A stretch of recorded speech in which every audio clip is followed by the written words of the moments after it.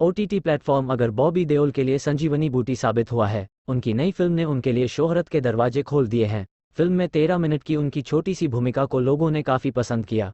उनसे एक खास बातचीत। माँ बोली ऐसे रोल मत कर। पापा बोले लोग दीवाने हो गए तेरे फिल्म को लेकर। आपको एक तरफ खूब तारीफ भी मिली, मगर दूसरी तरफ लोग आपके मैरिटल रेप वाले सीन को लेकर आपकी आलोचना भी कर रहे हैं। क्या कहना चाहेंगे आप? ही मैं तो एक किरदार निभा रहा था।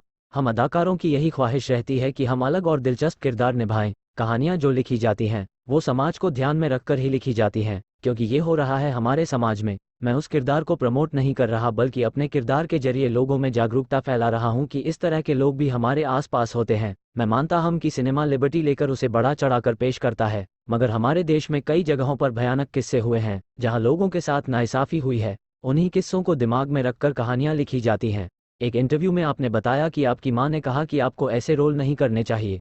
पिता धर्मेंद्र का क्या कहना था? मां तो मां होती है, उन्हें पता है कि पर्दे पर जो कुछ हो रहा है वो नकली है, मगर इसके बावजूद कुछ बुरा उनके दिमाग में आ जाए तो वे रोने लगती हैं। मेरे मरने वाले सीन पर वे रोने लगी थी। मेरे साथ भी ऐसा ही हुआ था, रॉकी और रानी की प्रेम कहानी वाले सीन पर। जब पापा धर्मेंद्र के किरदार की मौत होती है तो मुझसे बर्दाश्त नहीं हुआ और मैं फिल्म बीच में छोड़कर आ गया। मैं देख ही नहीं पाया। मेरे पेरेंट्स की उम्र हो रही है तो एक इनसिक्योरिटी तो लगी रहती है। जाना तो सबको है, मगर हमें लगता है कि हमारे माता पिता हमेशा जिंदा रहें, तो इस तरह बेसीन हमें विचलित कर देते हैं। जहां तक पापा के रिएक्शन की बात है तो उन्होंने फिल्म अभी तक देखी नहीं, मगर सोशल मीडिया से उन्हें अंदाजा हो गया। तो जब मैं घर पहुंचा तो वे बोले लोग तेरे दीवाने हो गए हैं। मैंने कहा दीवाने तो होंगे ना, आपका ही बेया हूं। एक तबका आपकी फिल्म को महिला विरोधी भी बता रहा है, वो तो होता ही है। जब मैंने आश्रम जैसी वेब सीरीज की तब कई लोगों ने उसका भी विरोध किया था, मगर लोगों ने उसे भी पसंद किया। उसके सभी सीजन लोगों को भाए और अब लोग उसके अगले सीजन का भी इंतजार कर रहे हैं।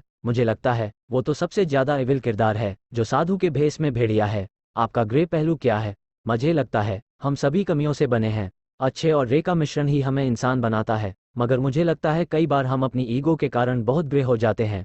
मैं जब भी इस तरह का निगेटिव किरदार अदा करता हूँ, इसी तरह के आज आप शोहरत की बुलंदी रहे हैं, मगर आपके लिए सबसे मुश्किल वक्त कौन सा था?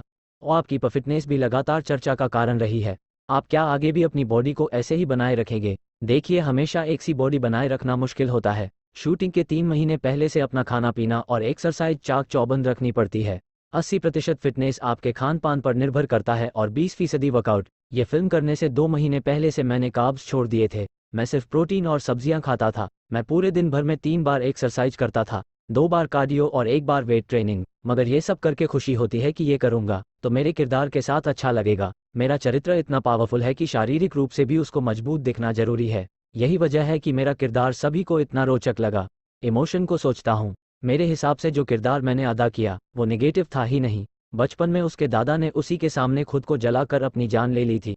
उस सदमे से उसकी आवाज़ चली गई और उसने कसम खा ली कि मैं अपने दादा की मौत का बदला जरूर लूंगा। वो अपने परिवार और भाइयों से इतना प्यार करता है कि वो जब मर जाता है तो दुख और सदमे से वो पागल हो जाता है। वो उस किस्म का किरदार था जो अपने भाई और परिवार के लिए जान भी ले सकता है। बचपन के उस ट्रॉमा के कारण वो उस तरह का बन जाता है। रोल को करते हुए मेरी अप्रोच यही थी कि मैं उस किस्म का आपका बेटा आर्यमान आप लोगों की तरह शर्मीला नहीं है। वो आपको आज के दौर में किस तरह से अपडेट तरह के ट्रॉम रखते हैं से गुजर रहा है। मैंने उसे विदेश पढ़ने भेजा था। जब आप बाहर जाते हैं तो अकेले रहकर आत्मनिर्भर हो जाते हैं। वो भी शर्मीला है, मगर मेरे जितना नहीं। मैं घर में सबसे छोए रहा हूँ तो मुझे बहुत प्रोटेक्टिव रखा गया। तो जब मैं बाहर निकला तो दुनिया का सामना करने में मुझे दिक्कत हुई, मगर मैं चाहता था कि मेरा बच्चा खूब पढ़े। उसने फाइनेंस में डिग्री ली, मास्टर्स किया। अब वो मुझे अपडेट रखता है, कहता रहता है कि फलां पोस्ट डाला। एक समय था जब मैं अपने बच्चों को पहले टेक्नोलॉजी के बारे में सिखाया करता था। मेरे बच्चों को अब सब कुछ आता है, तो मुझे अगर कोई दिक्कत होती है तो मैं उन्हें कॉल करके पूछता हूँ। उन्हें बोलता हूँ कि तुम लोग करके दो। मुझे ये ठीक अब उल्टा हो गया। मुश्किल था तब मैंने दौड़ हार तो वही मान था ली जब थी मेरे उस पास वक्त काम मेरे नहीं पास जरा भी हिम्मत नहीं थी। मगर फिर अचानक एक दिन मुझे आत्मबोध हुआ और मैंने अपने भीतर एक सेल्फ बिलीफ बनाया, आत्मविश्लेषण किया। मेरे अंदर बहुत कुछ था मगर मैं उसे भूल गया था। बॉबी देओल।